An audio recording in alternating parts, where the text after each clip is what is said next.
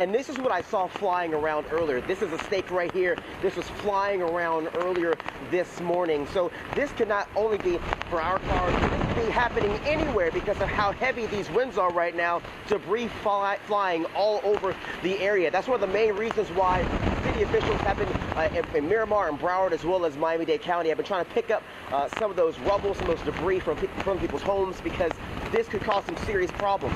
That's another reason why they've also decided to make sure that they have a curfew, because they don't want anybody walking out in the streets, because God forbid if this hits you, that's going to cause some major problems. So right now, look out of the way right now. You kind of see how heavy the wind is right now. You get some heavy spurts every now and then of some heavy rain, and then it kind of heavy wind, then it picks up as the day goes on. But you get those spurts, then it goes in and then it goes out. So right now it's just extremely heavy at this point. But right now, Eric and Shelley, it's extremely heavy winds out here right now, and so far I've been trying to, some parts I can't even film, I can't even walk in a lot of the parts because how heavy the wind is over here in this area. So this is one of the main reasons why law enforcement is urging people right now to please stay indoors, because right now it is just not safe at all to be out here. So wind speeds are really picking up, but it's really going to pick up as the day goes on. We're going to see some high wind speeds, as you heard John Morales talk about, as the day progresses. So it's very important for you to not be out in here, because not only could this cause some problems for you, but also there might be some debris flying around, and you do not want that. I can imagine what we're getting this right now, but I can't imagine what the people in the Key West and people facing a potential direct hit might face. Godspeed to those people. But right now, this is causing some major problems over here. Let's send things back to you guys in the studio. All right, Daryl Forge is live for us, obviously on the right-hand side. And the other side is that track, that radar picture of what Irma looks like right now. So we want to get out to NBC6 reporter Ari Odzer right now in northwest Miami-Dade with a closer look at what things are looking like there. Hi, Ari. Hey, Eric. Yeah, we're in northeast Miami-Dade, actually on my street. I can tell you, we just, as you were tossing to me, had a gust of about 28 miles an hour. And what I've noticed here this morning is that depending on how you're sheltered, what's blocking your wind, it really will determine the story of how much damage you might have on your property. For instance, I'm standing here right now, the wind meter says 2.8 miles an hour. I look up and I see trees blowing around. I look down the street and I see palm trees are literally sideways as I'm talking, but I'm not getting that wind because there's another house blocking it. Here's a big branch from a mahogany tree that blew off. Not a big deal. As I'm walking down the street over here, I'm coming this way, John Lang, I'm walking down this way, and I see my neighbors coming down the street walking his dog because there's a little lull in the wind gust. And you can see the royal palm trees that have dropped their fronds over here. The wind has blown them over the roof and dropped them right here on the driveway. This is the kind of thing we've been experiencing. This, I have to say, after covering many hurricanes in my career, is minor damage. This is not a big catastrophe by any sense of the imagination, at least so far here in this area of town. Overnight, in the late night, last night, early morning, this morning or 1 in the morning, we saw some major tree damage, trees being knocked down, large trees. There was one that was completely blocking A1A in Golden Beach, a sea grape tree. There was a mahogany tree that was huge. It's got to be probably 100 years old, split in two by some force of Irma, probably a tornado or something like that. That kind of thing happens, and you have to think, wow, that's very powerful. But that kind of damage so far is not hugely widespread in the area. It may become so if this storm persists and stays here all day like they're forecasting it to do. So we may end up with a Wilma type of situation if we keep getting strong gusts. But so far in this neighborhood in northeast Miami-Dade, we have not had those 100-mile-an-hour gusts that are forecast to come here. Maybe they won't. That would be great. If they do, we'll have to deal with it. But as I said, if this is the extent of it, then we're super lucky. Then we've really lucked out if that's the extent of the damage we've got. And there's my neighbor, Kevin. You guys okay? Yeah. Everything good at your house? Keeping the house clean. All right. Everything's good? Everything's good? All right. Be careful, guys. So neighbors are able to walk by, walk their dogs. That's what you can do at this stage of the storm if you're careful. But hey, you got a dog, you got to take the dog out, right? So this is the time to do it. If you have a lull in the streakiness of the weather, that's the time to take care of the business that the dog has to take care of. Eric and Shelley, back to you guys. All right, Ari, thank you. 10:12, the time right now. Let's take you out some new video that we've got for you to look at here. This is out of Biscayne Park, if we've got that. bring that to you. We'll have it. Obviously, a lot is going on. We're talking about the wind gusts increasing a fairly decent chunk from what we expected them to be. Things moving towards the 100-mile-an-hour mark. This is right near North Miami, so you can see the size of that tree there. The roots on that tree, we kind of passed the video, but hopefully it'll replay. It gives you an idea of how strong the wind must be, the diameter on that tree. Take a look here as we roll by again. Look at the roots of that tree. Look at the base of it. I mean, it looks like it maybe 15 feet wide at least, and a very old tree pulled right out of the ground from that obviously saturated soft ground underneath where those roots are, and it was pulled up and knocked over. We have some more video here to show you. This is coming from Key West. This was posted by the Naval Air Station, Key West there. At the time of the video, the eye of the storm was about 15 miles from this here. Residents, of course, been evacuated. The town shut down there, and Hurricane Irma expected to hit Florida, did hit Florida as a Category 4 hurricane. Around 9:10 is when it made landfall at Cudjoe Key. Yeah, so just a little over an hour ago, and that was the first U.S. landfall. Yeah. We were waiting for that. So obviously it continues to move northwest as we speak. So let's get you out to NBC6 reporter Andrea Cruz right now to give us a better idea of what things are looking like. Andrea, give us a better idea of your exact location right now. So we're still here in Ocean Drive, and just now I almost lost my hat for a second. I had to chase after it for a little bit.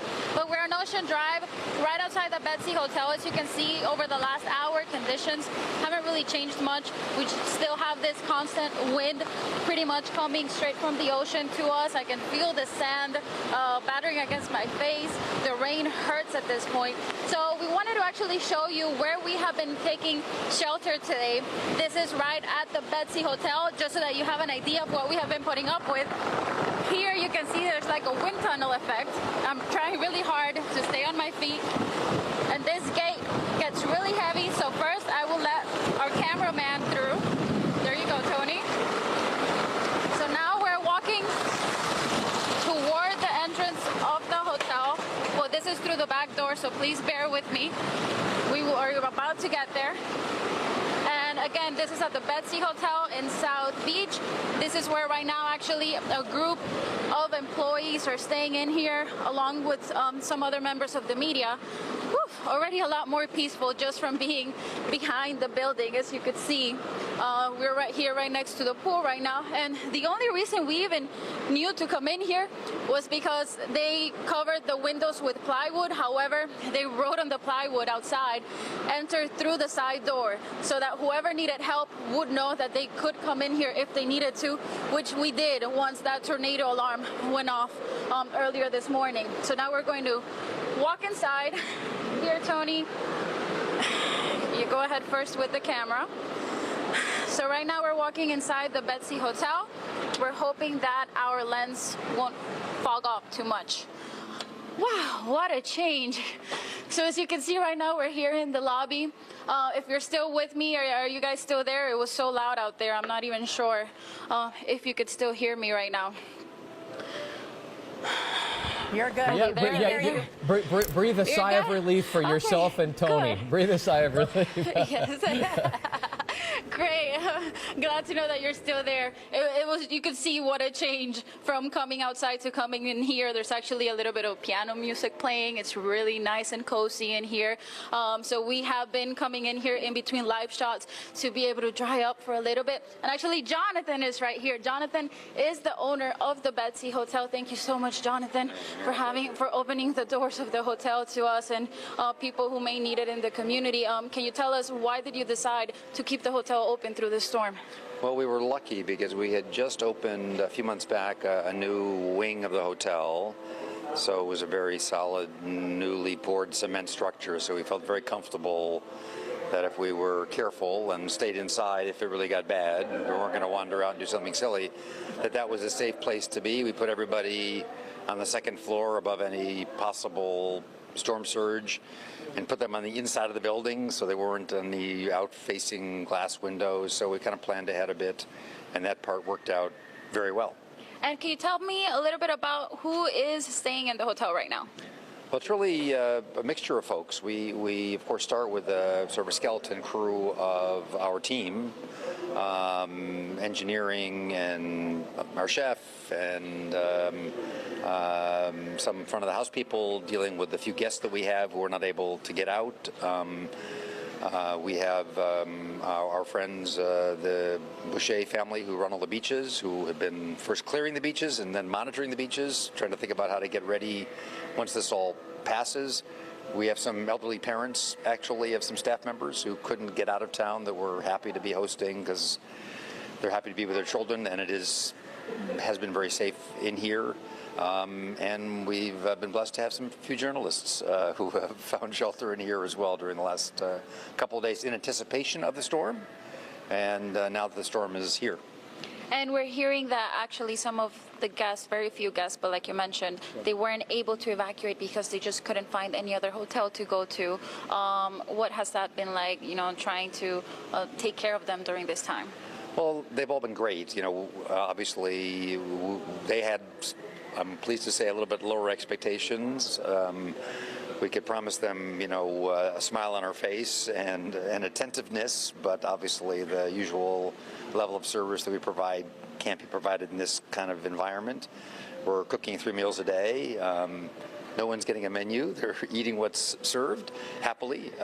So everyone's been great. I think everyone feels, and obviously especially given the fact that the worst part of the storm, even though it feels pretty tough out there right now, we know that the worst part of the storm is not going to hit us, and we're all feeling really lucky for ourselves and badly for our West Coast neighbors who may be hit very hard, and at this moment, very badly for our friends in the Keys who are being really hit. And some of your employees were actually telling me they feel very thankful that they were able to stay here. A lot of them do live in this area in Miami Beach, which of course was an evacuation zone, and some of them live on first floors. So they felt like here they would be a lot safer than staying home alone through all of this. So they told me they feel very thankful towards you for allowing them this opportunity. Really our pleasure, and then of course they're helping us. No one sitting around. Obviously we have a few drips here and there as the rain and wind come down and blows. But what is a beautiful Miami Beach view normally, facing the ocean, facing the water, is a scary view when a storm like this rolls in. So being on a low floor near the beach is attractive, but obviously a number of them with their partners felt compelled to get out as it drew closer. We were, again, very pleased to take them in, and again along with some elderly parents who couldn't otherwise get out of town. As it got harder and harder to move, frankly, with the traffic, despite really a spectacular job by our city leadership, warning people days and days and days in advance to move. And of course most did. Out there it's like a ghost town. Yes, but it's a safe ghost town in the respect that there aren't people wandering around and everyone seems to have gotten inside. And so we're lucky to have them, and again, all of our colleagues who we're blessed to have are not sitting around drinking macchiatos. They're actually got towels in hand, fixing up where their drips and taking care of the limited number of guests that we have in the hotel. Yes, that's right. We have been seeing them working very hard, trying to take care of everybody. So again, thank you so much, Jonathan, for allowing us to spend a little bit of time here in between live shots. We've been able to get dried up. We've been able to drink coffee, which is also a lot more than we were expecting during this storm.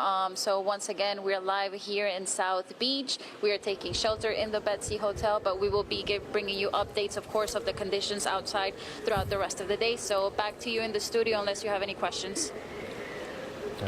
Andrea, it's good to see that they're taking care of folks, and good to understand that folks are extending their gratitude for being taken care of for those few folks that couldn't get out that are still at the Betsy. Want to head over to Miami Beach now. Tony Pipitone, you're in Miami Beach there, and where exactly are you?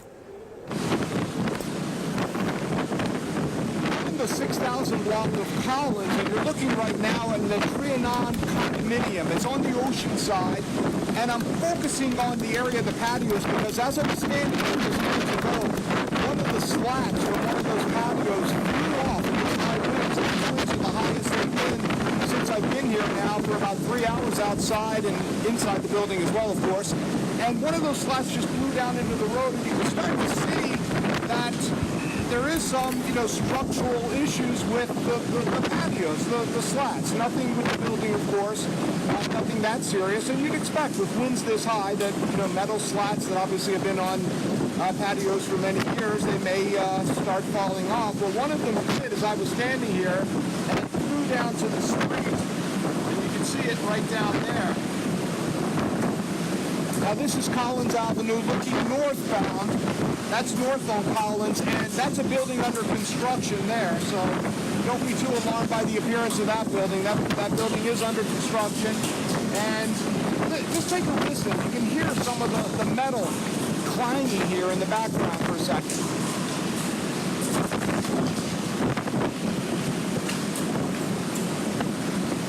You can see one of the windows that has a shutter assembly is blown to the side. I don't know if the shutters were blown up, but certainly that left side of that window there is not where it should be. The wind coming off the ocean is just really incredible. I mean, I tried to get out there through the doors of this condominium that I'm in, and the pressure was so great I couldn't even push the door open, and I sure as heck wasn't going to go out there and not be able to get back in. So I'm staying on this side of the winds. I did get a look at the ocean a little bit through the glass, and it is as you would expect. It is churning and splashing, and the water is just flowing on the deck, the pool deck of the condominium, and you can see it just flowing right off toward the west here, obviously, of the La Trianon condominium. So walking down Collins Avenue now, I can show you a little bit of what's happening here on the road. The signage, as you'd expect, the signage is being blown about. But you can start to see some debris here on the road, and that debris, there was a metal flashing that flew off of one of the buildings earlier that I showed you. That has now been taken away so that it wouldn't blow and turn into a hazard. But you can see Collins Avenue here in the 6000 block here in North Beach is pretty close. There's nobody driving through here. A lot of debris from the site as well as from the trees, as you'd expect. But as I'm now on the far side now, and the winds die down, of course, because they're being blocked by the building, you can get a better look and a feel for what's happening here in North Beach. Now, one thing that I can tell you, kind of surprising for me anyway, is that the power remains on in at least the condominium that I'm in here in the 6000 block of Collins. Yesterday, we were able to get a look at the staging area. Florida Power and Light, which the city of Miami Beach reports, says that about half of the people, half of the customers here are without power. They have 20 staging areas around the state where they send in trucks from all over the country. We saw some from Texas, saw some from Missouri. It's a mass mobilization that takes place in a disaster like this. And they were staging at the BB&T parking lot up there in Sunrise. And there were just buses there to take the workers to housing. And they are preparing, of course, to go out wherever they'll be needed once the storm passes. It's a pretty massive effort. I think they said there were 17,000 perhaps, or 14,000 people that are being brought in, coordinated by the Florida Emergency Management Center, and with the assistance of FPL, Duke Energy as well on the West Coast. So, when the power does go out, and certainly it has for about half of Miami-Dade County right now, and 1 million people overall in Miami-Dade, Broward, and Palm Beach County, that many customers now without power, so far at least it remains on here where I am in the 6000 block of Collins. So that's pretty much what's happening here. You can get a look down there again, even greater winds, driven rain coming across between the buildings there. That's the Club condominium there. And you can just see the rain driving across Collins Avenue there.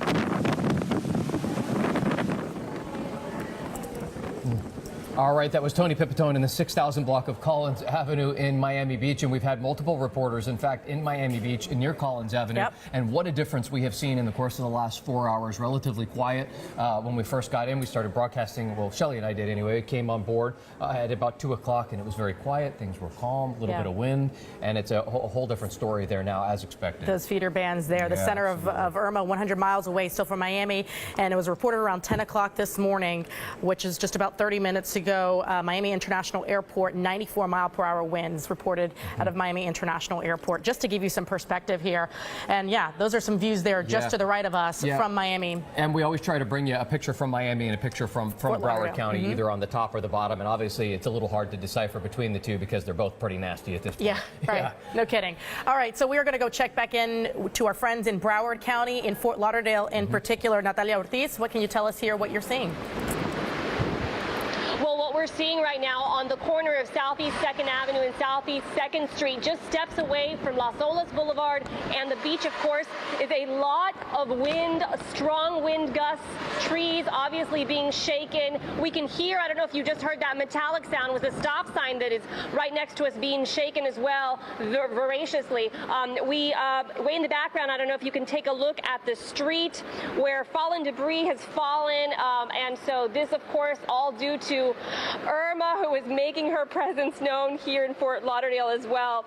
There was flooding here earlier today, and that flooding that had occurred, well, it was around 6, 7 a.m., but that's now been dispersed, so that's the only good news I can give you right now. What we're experiencing now is strong hurricane force winds and very heavy rain. It's been persistent throughout the last 3 to 4 hours, I would say, and it's also worth mentioning that we have seen a few police and firefighter vehicles come around this way, checking, monitoring, patrolling the area. They even came up to us to ask how we were doing. So it seems to be that there's some security going on around here. I also want to mention, I've looked around. Obviously, we have a very limited vantage point from where we are because we want to stay in a sheltered area. However, we have seen no structural damage in this area, or at least in where the blocks that are surrounding us. So, I mean, again, slightly good news considering what we're going through right now.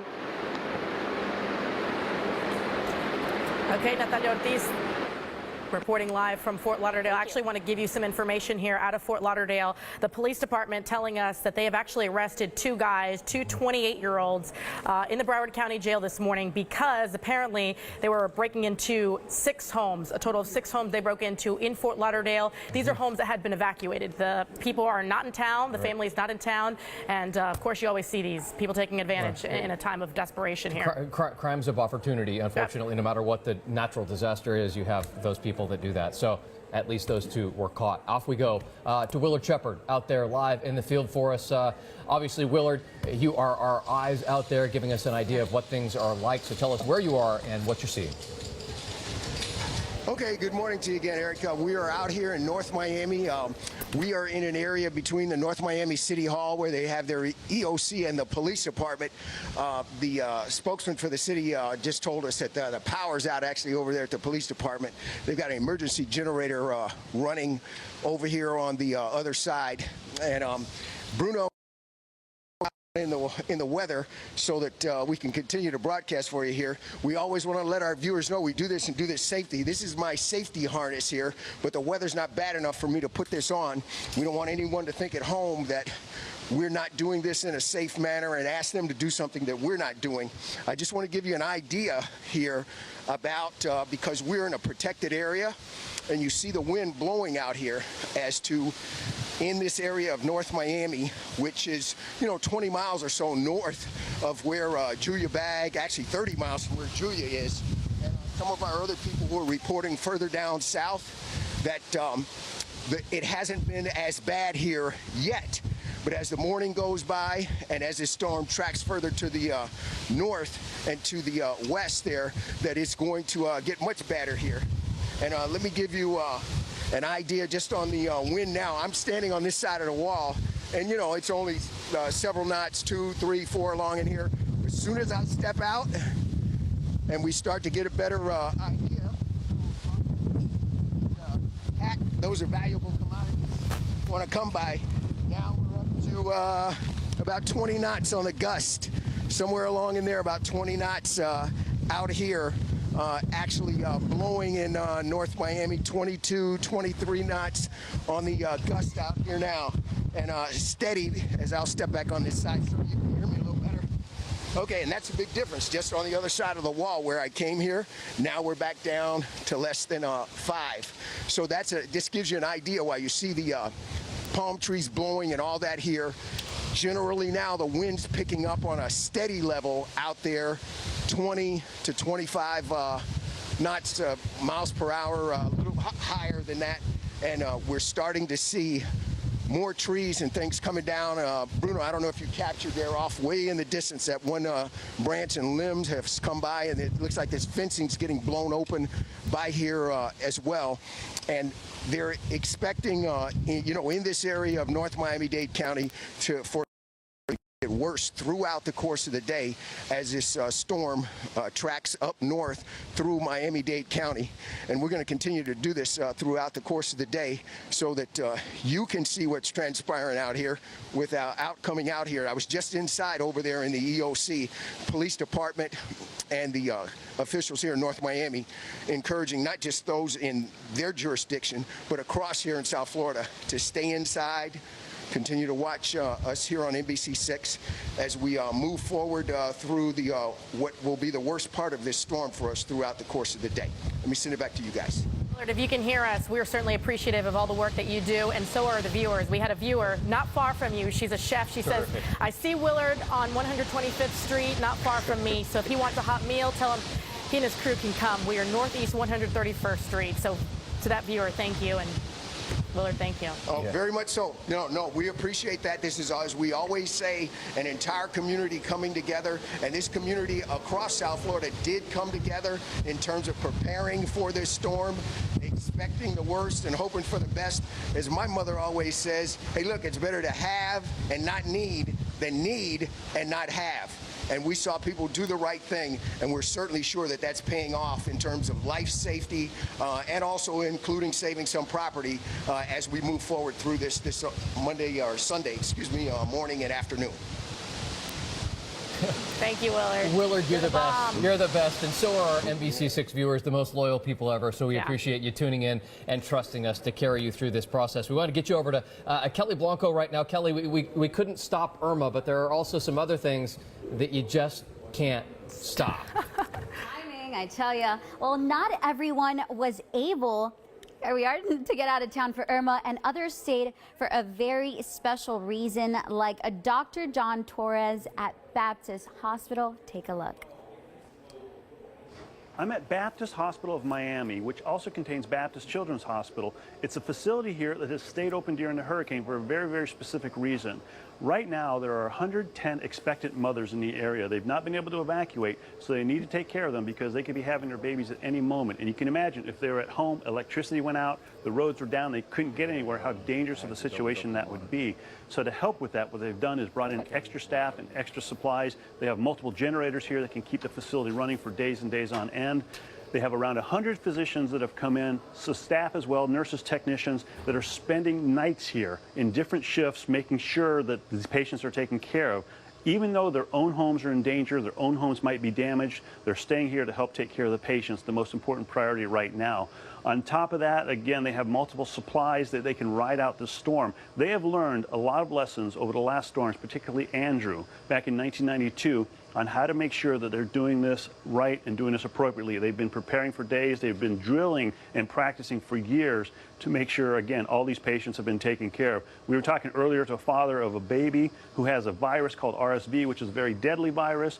He brought his baby here to make sure that that baby was well suited and well conditioned and taken care of during the actual hurricane. That baby's doing fantastically fine. In the emergency room, they have patients down there as well. One of the big issues, though, is they're not able to get the patients and discharge them from here, so they're starting to build up in the emergency room and get them to other parts of the hospital. When you walk through the hospital, one of the more impressive things is the number of air mattresses that are around. It's an unbelievable amount of people sleeping in the hallway, sleeping where they can, to try and get that rest, try and get the things they need to make sure, again, that all the patients are taken care of appropriately during the hurricane, and once the hurricane's over and they start recovering, they can get back to where they need to go. Thank you, doctor. And at least one mother did not make it to the hospital. A woman in Little Haiti delivered her own baby when paramedics couldn't get to her. Now, dispatchers walked her through the entire delivery on the phone. And when paramedics were finally able to get there, they took mom and her new baby girl to the hospital. And that's the one story that we know. Who knows how many more mothers out there. Now, I do want to talk about traffic for a second because conditions are not looking good here on US 1. Take a look here, northbound and southbound. This is right around Southwest 104th area in the area of South Miami. You can barely tell what area this is. You see the wind blowing, those trees there right in the middle area. Not a time to be driving. And if you're watching not in South Florida, maybe you're in another area, in another state, this is 395. Now, we do have very bad conditions out there. Those signs, I do traffic every day. They usually say, you know, how much those express lanes are. Everything that we have seen is talking about take cover. They talk about the redcross.org. They talk if you need help, dial 311. Nobody's out there. That's 395 around the beach area. And this is I-75 right around our Miramar studios. So right around Miramar Parkway, I-75 northbound and southbound. One set of headlights, Kel. One set of headlights. I wish it was at 0 set of headlights. Yeah, exactly. You know? Exactly. Yeah. That exemplifies the reason why nobody should be driving at this point. 10:38 is your time right now, and we have Mayra Peña-Lindsay. She is the mayor of Key Biscayne joining us on the phone. Mayor, can you hear us? Yes, I can. Thank you for being with us. We certainly appreciate it here at NBC6. And you're getting residents who are asking, when can we get back on the Key? And not anytime soon. Yeah, is the easy answer. You know, I wish we could all drive home right now, but the reality is that we're in the middle of a pretty big storm, and it will be a long storm with sustained winds in the 70, 80-mile-hour range and some wind gusts that have been over 92 miles. So we really need to make sure everything is safe. We're going to go in, and our emergency team made up of fire and police are going to assess the bridges, and you know, we are concerned about the bridges to our home because they are susceptible to winds and storm surge. We need to make sure that as people are coming in that the bridges aren't compromised and there is a bigger disaster. So once those are checked out and we check to make sure that there are no power lines, live power lines on the ground, and that it is safe to return and there is debris cleared, we will give the go-ahead to return. So you know, that assessment needs to be done for the safety of all residents.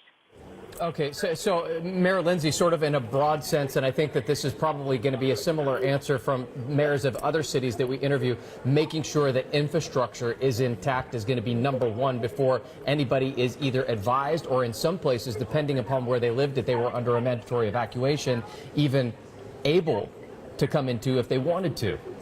Exactly, yes. Okay. All right. So as we're pushing forward here with this storm, where are you riding out this storm? Where are we talking to you from? Excuse me. I'm actually in Miami proper on a ridge. Okay. Evacuated a hotel with our firefighters, with our fire chief, our police chief, our manager, and our council. We've all evacuated together as an emergency team. Okay, and so overall, since you have all of those people in one room, what is the overall consensus in terms of your residents there in Key Biscayne? Are you happy with the way that they responded and listened to and responded to the warnings that have been put out there over the last couple of days? I have to tell you that our emergency team, our leaders, did an exceptional job of executing a great emergency plan. They really have worked hard, and I couldn't ask for better. They are just an amazing group. And also our residents take things seriously, and they value their lives. So for the most part, we had over 90% evacuation. There were some people who simply just would not go, but you know, the vast majority has evacuated and did so in a very orderly and, you know, fashion. And we are very grateful that they heeded the warnings properly. Mayra Peña-Lindsay, thank you so much for your time. Mayor of Key Biscayne, more than 13,000 residents. Crandon Park is there. The Seaquarium is there. That's where the Miami Open is played. And then, of course, Rusty Pelican, just to give you some perspective of what we're dealing. Very expensive real estate, Key Biscayne. Very nice area there. Yes. Glad folks took precautions and heeded the warnings. Right, and those warnings came a couple of days ago, but now those warnings have shifted to the other side of Florida. We're looking specifically here at Naples, or we will in a quick second. Let's get you out to Erica Glover. She is live in Naples. Erica, you're right down on the beach by the boardwalk, or by the pier anyway, excuse me. Give us an idea of what it's like down there as the storm approaches. Well, Eric and Shelley, I can describe it as just whipping winds. We are back on the beach. Naples Pier is right behind us. And since I got out here about 8 a.m., I can just tell hour by hour the conditions just continue to deteriorate, just getting windier and windier, just picking up. And one way that I can kind of tell is if we pan over and you look at those trees, they're swaying back and forth. And it's just all across this beach, we see the trees doing this in front of these beachfront properties. And at one point we kind of got scared because you see the trees, they look like they're going to just topple over. And hour by hour, we're just seeing more and more and more wind. I was speaking with a homeowner out here who invited us to the top of his roof. And if we pan back over, you'll see what I'm telling you. The ocean, when we first got out here, the tide was about up here, but now it's pushed all the way back. And the homeowner that I spoke with, he tells me that they never really see that. And that's not going to be the case because when the storm surge, that 10 to 15 foot storm surge occurs, all of that ocean water, we're just wiping off the lens right now so you can see us, all of that ocean water is just going to push forward. So a concern for a lot of the homeowners is flooding. So the man that I was speaking with, you can't really see it, but there's a ditch right in front of his property, and he's hoping that that flooding, the ditch will perhaps stop that flooding from getting onto his property. Another gentleman that I was speaking with out here, they were walking around and they were talking about the last hurricanes to really impact this area. They told me Hurricane Donna, I believe that was in 1960, and then Hurricane Charlie back in 2004. They told me that this storm they really weren't expecting to really get hit hard, but of course now that's changing and everyone is really just hoping for the best out here. I can tell you that right now. We're going to continue to stay out here on the beach and kind of keep an eye on the pier and see how this surge of water just continues. And we'll have more for you coming up a little bit later. I'll send it back to you guys in the studio. Erica, thank you so much. Your report there from Naples. Want to head over to Jose Diaz-Balart joining us. Thank you, Jose. You're in Brickell Avenue there. What are you seeing there? I am indeed. This is a place that's getting hit hard, and to think that this isn't even the most intense part of the storm. You know, John and all our friends at NBC6 Weather who have been keeping us all safe and up to the latest minute of this storm. We often talk about the storm surge. I'm in a very protected area on 12th and Brickell, but I want to take you to what it is right now like. We're going to go down 12th towards the bay. The bay doesn't look like a bay anymore. It looks like, I don't know, the Atlantic Ocean on a bad day. Come on, I'll show you. The water is already coming up to my knees, which is about 3 feet, 3 feet, I would say. I'm going to ask my crew to go this way, but I want to take you to the middle of this. Listen to this. Let's walk towards this area. The winds are actually right now a little bit more calm than they've been about 10 minutes ago. Take a look at the water here. This is on 12th. Brickell is that way. Another interesting point about this storm is that all of the water, look at this. This is the dangerous stuff we're all watching for. These signs that could become projectiles any minute now. But I'm going to try to take you close to Biscayne Bay. What's amazing is the intensity of the wind. Well, yeah, that's what we know and what we have been hearing about. But it's how it circulates. Sometimes it's north to south, sometimes it's east to west, and we're in a relatively protected area here because of the buildings, but Biscayne Bay is to my back. I'll show you. Come on in. Can't quite look at times. The seawall there on Biscayne Bay, you know, folks, just to give you an idea, we're at Morton's is right here on Brickell. Biscayne Bay is here, that beautiful part back there where on a Sunday you would have people jogging and kids with their parents. Listen to this, just listen for a minute.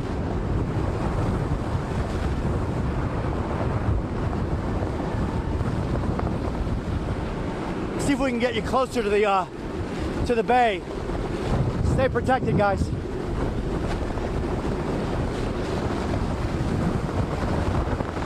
The wind is really picking up now.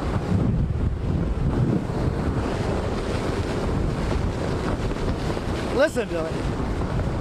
Let me get on the side a little bit. The water is just coming off the bay. I'm going to get a little bit more protected here. What's amazing is that there are still some parts of downtown Miami with power. Now, a lot of these buildings have generators, but some are still going. Come on, guys. Okay. There's a driveway right there. I want you guys, if you don't mind, to get in. Carlos, go around here. Be careful. There's a curb here. Here's the sidewalk coming up. Listen to this force of Mother Nature.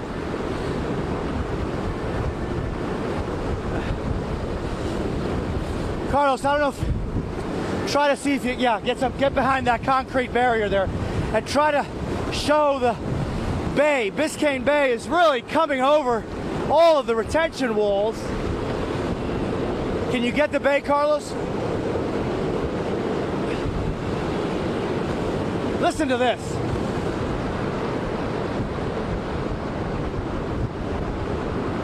Take a look at the just a non-scientific weather vane. The water is now past my knees. Right here is Southeast 12th Street and the street right behind, the street right behind Brickell Bay Drive. Take a look at the water. Unscientific weather vane right here. I would say it's about 2.5 feet.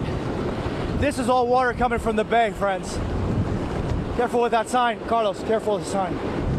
But it hasn't been breached entirely, but the waves are just coming over one after the other. Jose, and then what we were this is talking John about Morales. how the ebb and flow of these storms, all of a sudden it kind of slows down. But Jose, if you can hear me, in the last 15-20 minutes, the water has gone up. I know the wind is.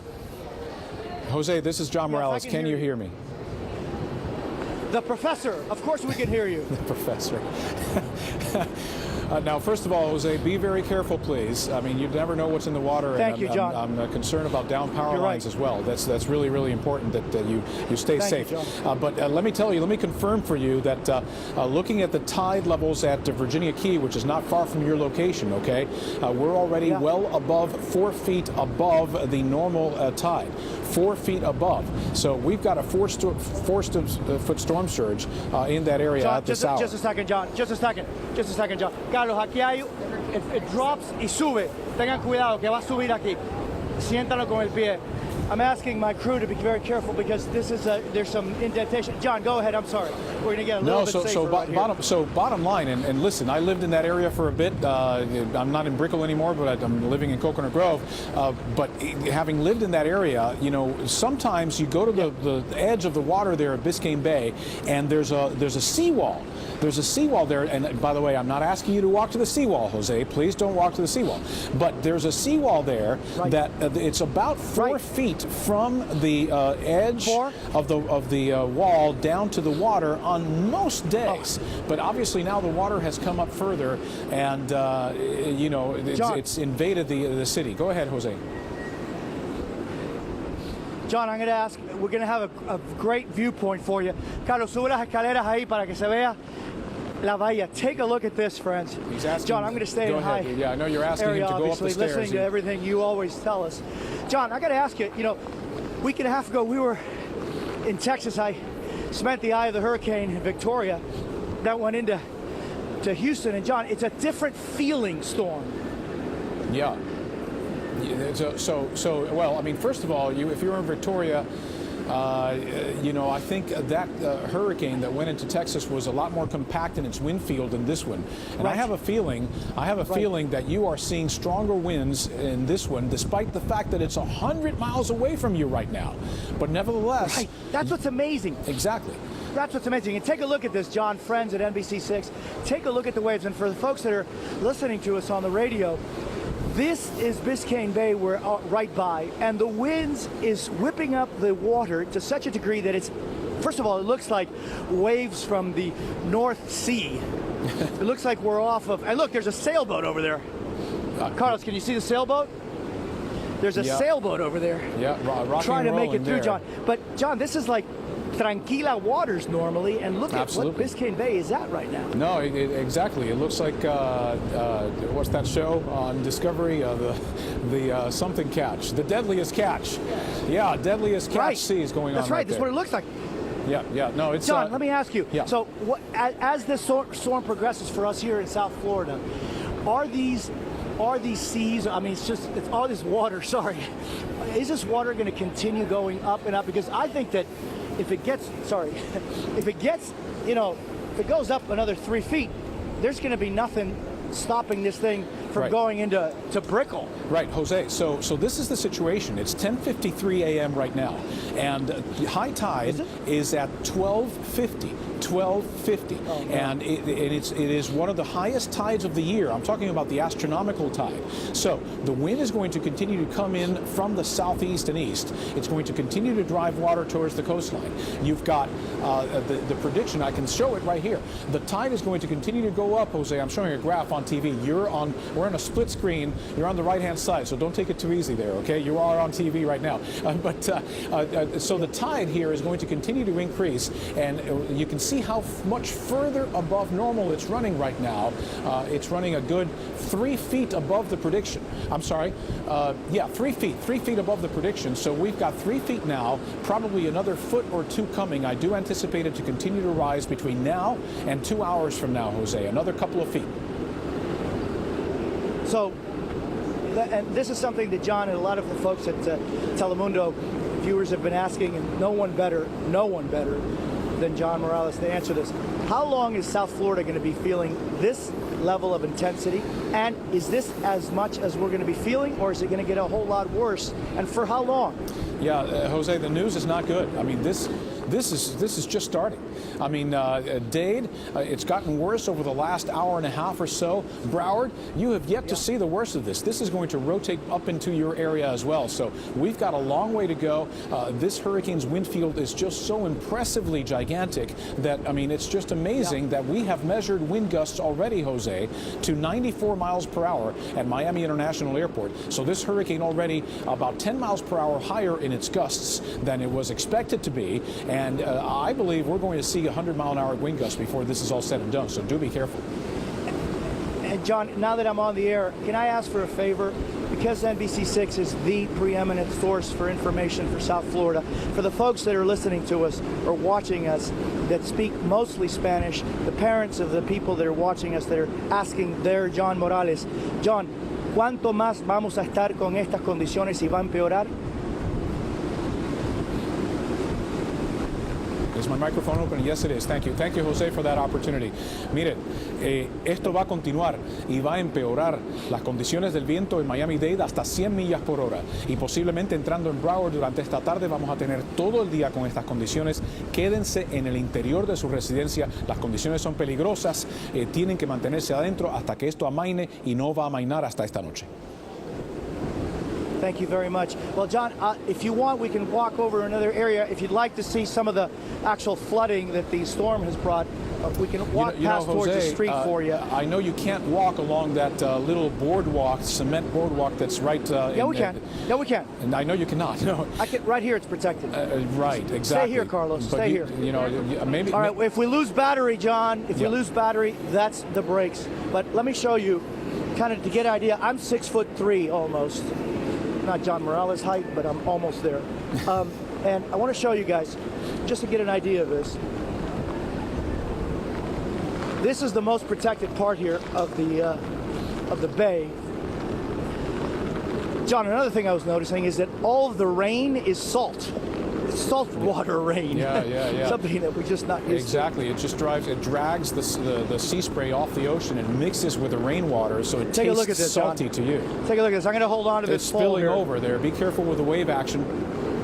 Yeah, I'm going to hold on to this pole. Yeah. But take a look at this. That's the boardwalk I was asking you to walk to. Yes. Right. I don't know if Carlos. I'm going to see. I'm going to go here. I'll hold on to this pole.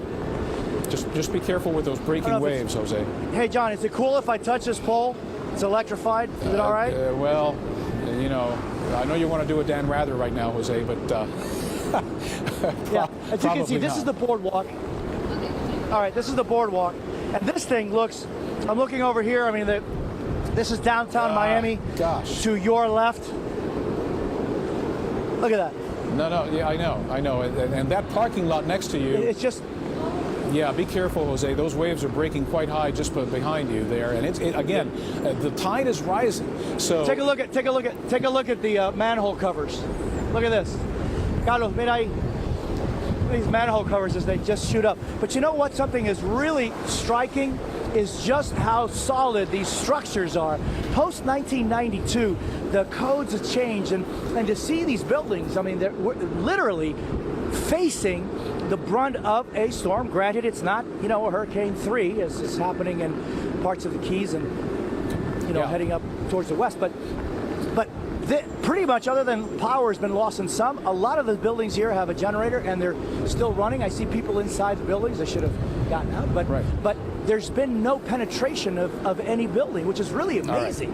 Okay, Jose, listen, be safe, be very careful. Remember, it's going to rise another foot or two, so the surge is going to get worse, so you're going to need to get out of that area. And we've got the 11 a.m. advisory, Jose, so I'm going to go to that because that's critically important, and I believe they're efforting that on Max 1, and indeed we have it here. So we'll go to the advisory. Winds now 130 miles per hour, still a Category 4 hurricane, so that's what we had seen before. Notice change in the movement here, now officially north. And what's very relevant about this is that the National Hurricane Center, when they give you the direction of the movement of the hurricane, they don't just give you an instantaneous movement. In other words, they don't look at what it has done over the last 15 minutes or even what it's done over the last hour. They average it out over a longer period of time, 3 hours, 4, 5, 6 hours. So what the Hurricane Center is telling you is that this hurricane, generally speaking, even including this wobble here, over the last 4 or 5 hours, even before it made landfall on the Florida Keys, and you know, landfall occurred at 9 o'clock this morning. It's now 11 o'clock in the morning. It has been moving in a general northerly track. Now, of course, you know, I've got this tilted, so it looks like it's about to hit the Everglades here in mainland Monroe County, which would not be good given that position. But let's see if the track is ready. Well, are you guys efforting the track on Max 2 so that we can look at the forecast track from the Hurricane Center? And I guess I'll have to back up, which let's dump out of this, guys. Bring me back to the radar, perhaps, so that I can show what's going on. Or if not, you know what? There we go. You're about to do it. Okay, great. Bring me back to the radar while you effort the track of the new 11 a.m. advisory. Again, we have a Cat 4 hurricane that just went through the lower Florida Keys. It crossed right over Cudjoe Key to the east of Key West, by a good 20 miles east of Key West. And this is east of the Hurricane Center's forecast track. So given that, we've got everything here.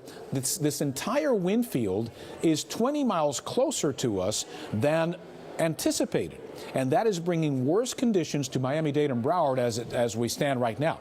Now, this eye is not expected to make a beeline towards Miami or to Fort Lauderdale. But what could happen is, if it continues on this northerly track, it's going to get close to Chocoloxy, to Everglades City, and the eye wall, while remaining out over mainland Monroe County and then on into Collier County. And by the eye wall, I mean this area, the most dangerous part right here. Well, that part might remain over those counties, but this part is going to get into Miami-Dade County, hopefully staying away from the metro area. And then we have these other bands which continue to rotate towards the north. And I tell you what, I mean, these bands are packing a punch. We've already measured winds to 94 miles per hour at the official aviation observation platform at Miami International Airport. And I do believe before the day is out, we're going to see gusts to 100 miles an hour in Miami-Dade County, and possibly, I'm not quite as certain, but possibly for Broward County as well. Broward, by the way, If you're watching in Broward right now, you know, I've been talking about the Keys, I've been talking about Miami-Dade, but you're starting to now see the real brunt of this hurricane. I mean, we've got this band moving in. This is a very, very solid band of heavy rain with driving wind, and that wind is definitely probably in the 80s, gusting into the 80 to 90 mile per hour range. We'll see if it reaches 100, but that is down in the southern and southwestern metro area of Broward County right now. So Pembroke Pines, actually from the coast, Hallandale, Hollywood, through Pembroke Pines, Miramar, all the way west into Weston. This is all rotating in our direction, moving towards the north. So things are getting nasty from I-595 south. Not that it's a cakewalk up here in northeastern Broward, but definitely bad for the inland as well as the more coastal locations of Broward County as that slides towards that area. Further south, again, I mean, the bands that have been moving through Miami-Dade, we know how bad they've been. We've got more coming. Zoom out just a bit, just so that we can see the next band coming in from the south, and we'll be able to show you that next band coming up from the south. You've got the advisory just a second, but I want to show this. This is sliding towards the north. Every time that we get, here's one band. Stop the loop, please. Here's one band. Well, there we go. 1, 2. So, I mean, they come in waves. One here, another one here, another one here, another one here, and each one of those, as they rotate through into South Florida, each one of those carries a big punch. Look at the eye of the hurricane off to our southwest, as picked up by a first alert Doppler 6000. So a lot going on. Let's see, the track is on Max 2, I believe. So we can go straight to Max 2. We'll be able to show the forecast track now from the National Hurricane Center.